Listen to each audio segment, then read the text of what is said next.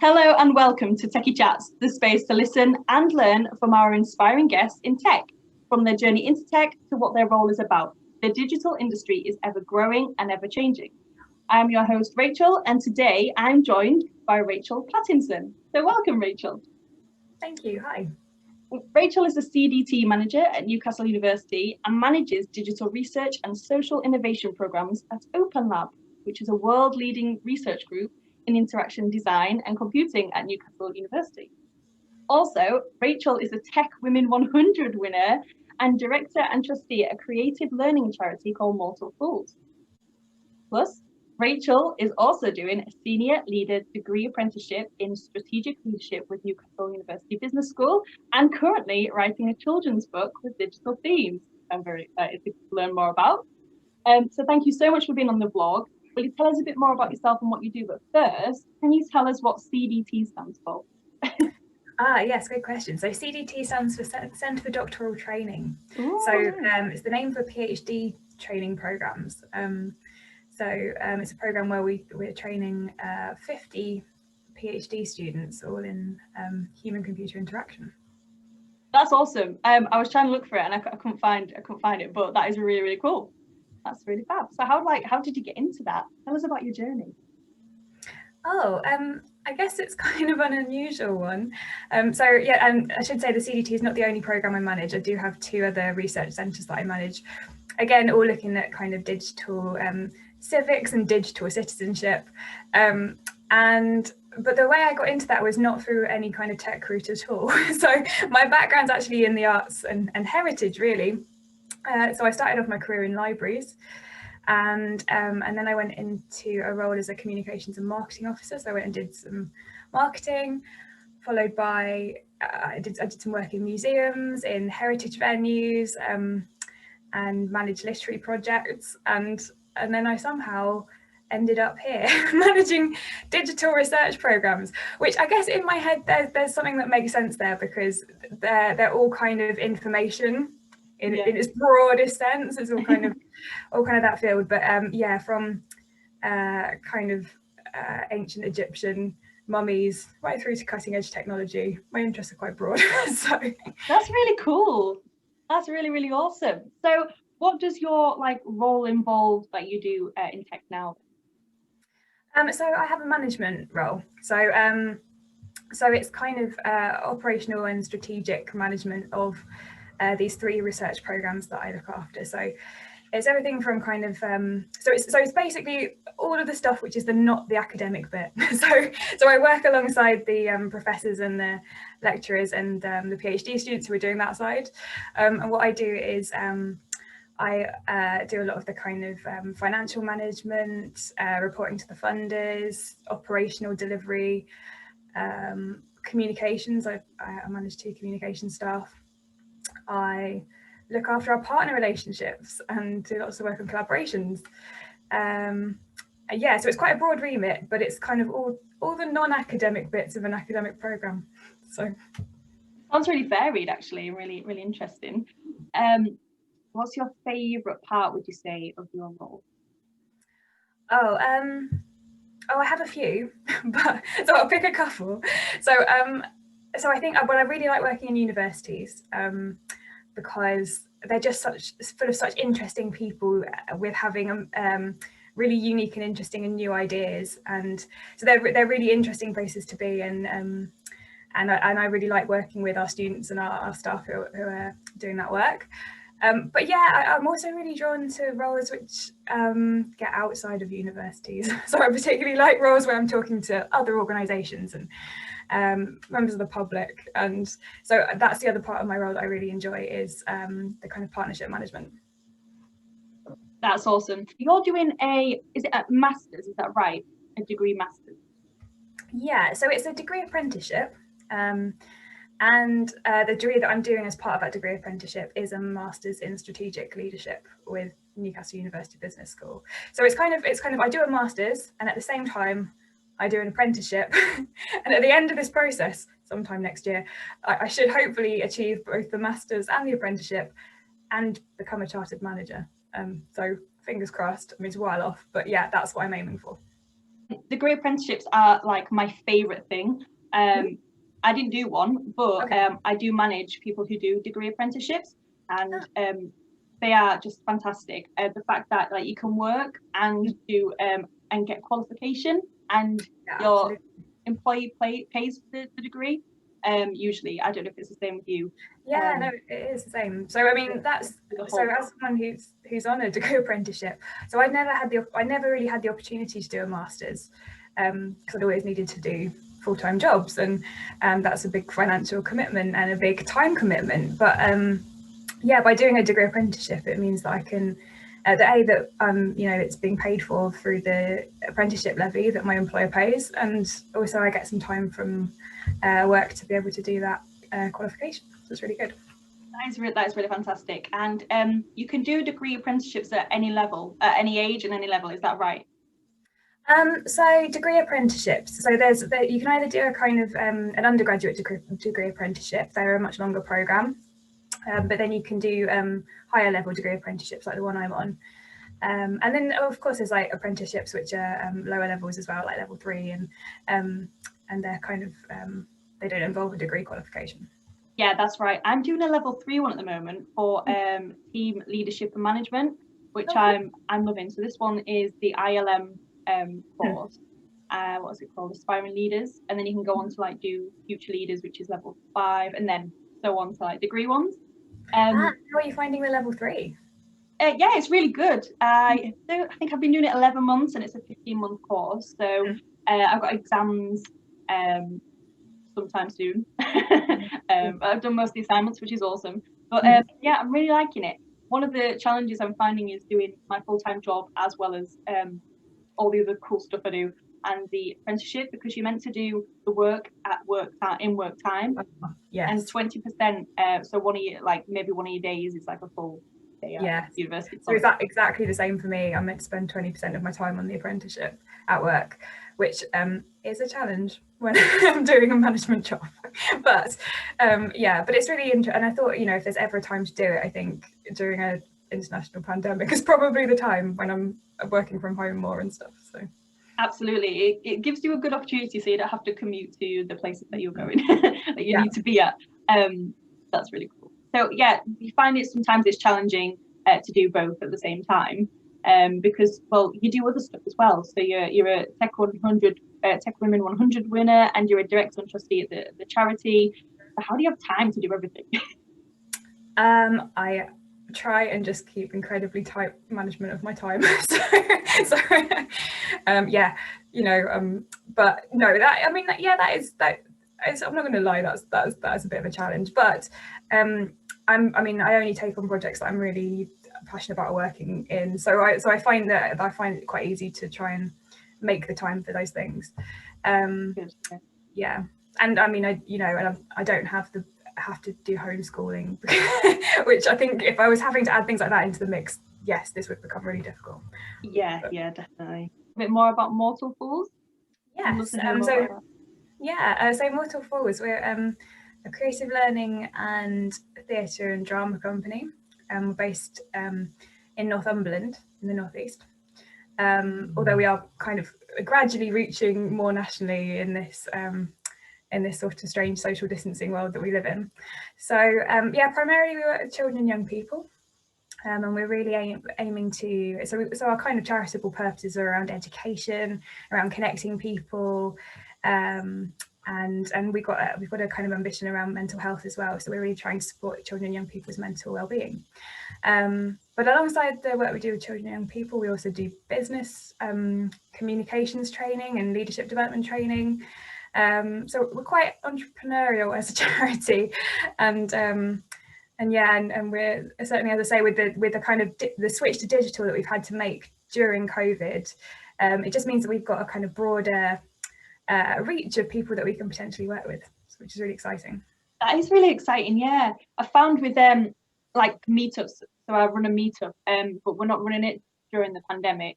But I found with a lot of meetups and a lot of people I've been speaking to is that the meetups that they're doing, it's enabled them to kind of create a bigger audience, like have people from loads of different places.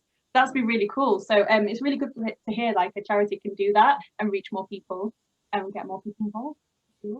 Also, you said that you've been writing children's books with digital themes. Now, I was reading this before we had our chat, and I was like, I'm very excited to hear about this. So please tell us more about that.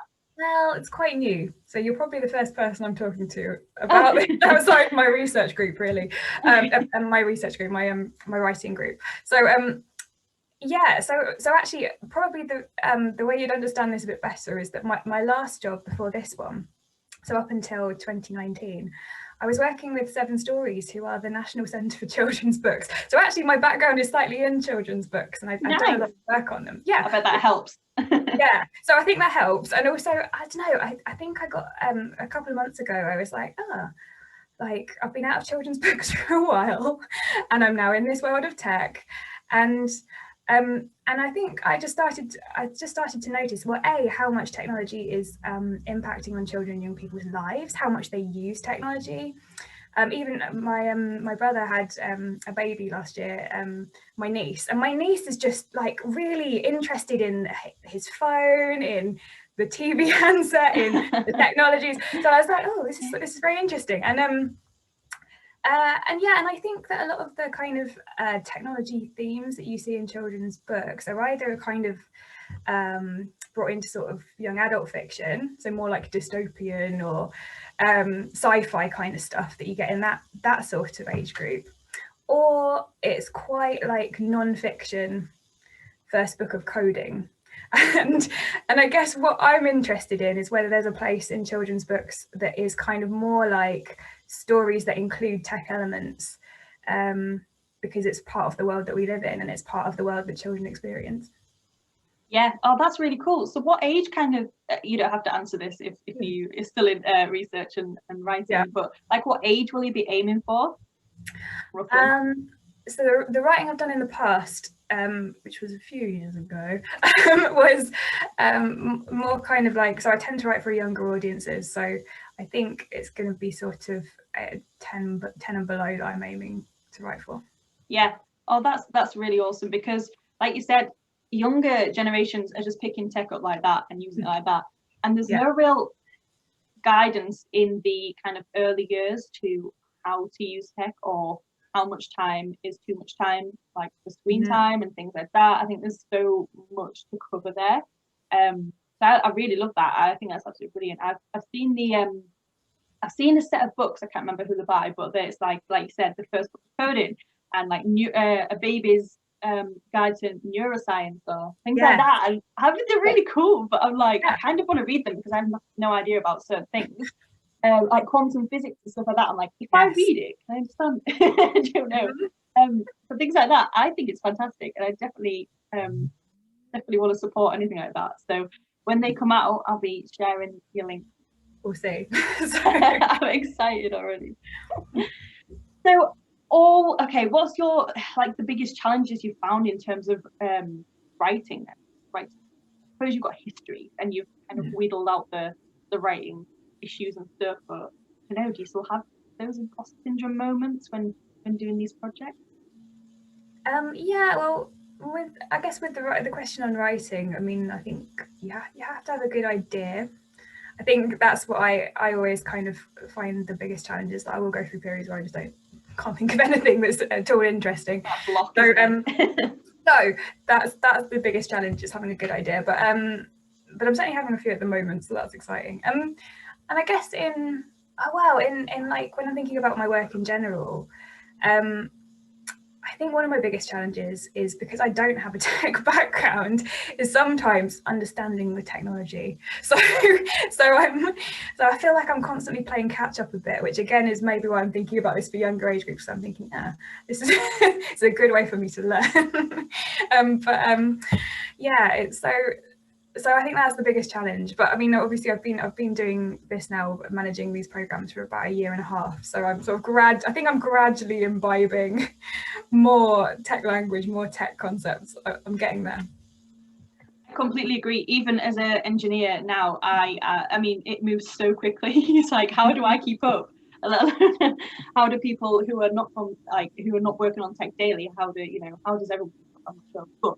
But that is like one of my favorite things about tech, is that you don't stagnate and you have something. And I'm sure like for you, you'd probably have like a whole career of writing if it was just about tech the rest of your life, because there's always something to write about. It's not like one thing and then that's it the rest of the time. Cool. So, fun question. If you had infinite resources, what is the biggest problem that you've solved? Oh, well, I think I'd look at some of the programs I manage. So as a research lab, a lot of the work we do is around projects that focus on social justice, on equity, and I guess we are really understanding some of those problems around digital inclusion and how much people understand tech, and I think we're just seeing some huge societal impacts of technology. So I think, yes, if my kind of world peace answer is I think I would really like to kind of solve some of the social issues that technology is causing, or solve is the wrong word, but because I don't think you can ever really solve social issues, but I think there's things that maybe technology, people who are developing technology could do to make their technology more transparent, to make some of the kind of social processes that happen through some of these apps, some of these platforms. I think they could be made more equitable. Yeah, that makes a lot of sense. I guess it's like more community focused rather than big business focused. Yeah. And that comes back to the fact that I work in not-for-profits. so yeah. And that's really cool. Okay, cool. So I'm just wondering, have you got anything that you want to tell our listeners about that's coming up, or anything that you are doing at the moment that you want to talk about?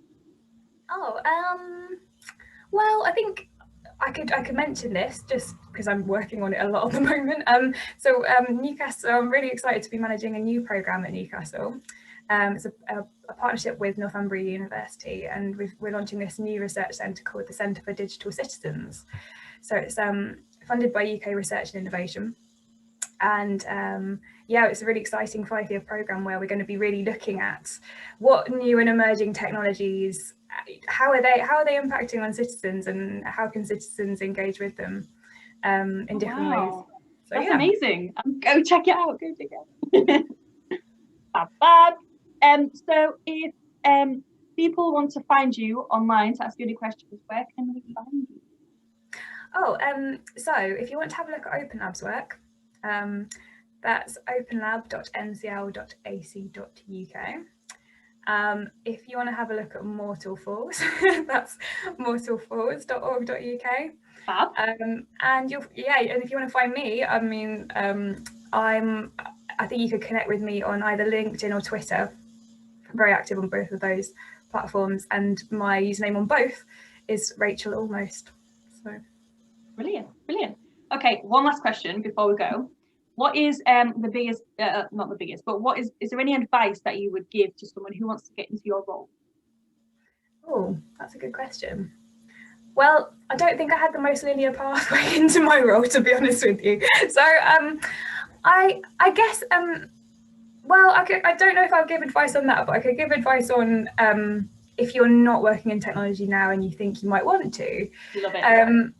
And I guess my advice is that there are lots of ways in which you can explore digital through other roles that you are doing. So I think the way I ended up realising that I could go into a career in technology was that as a library assistant, I was working on digitisation projects. And as a marketing officer, I was doing lots of digital marketing. And I started to realise that actually I've been doing quite a lot of digital all the way through my career. So maybe the thing next to do was to go and actually do a job actually in technology. So I think there are ways you can find kind of opportunities to do digital work, even in a non-digital job. That's brilliant. Thank you so much. Also, people can check out apprenticeships with their employees. If they want to get involved with apprenticeships or degree apprenticeships or tech apprenticeships, definitely check. Awesome. So thank you so much, Rachel, for being on the vlog. I have had a wonderful time speaking to you and learning about all about you and what you're doing and what's coming. So yeah, thank you so much. Oh, you're welcome. Nice to be here.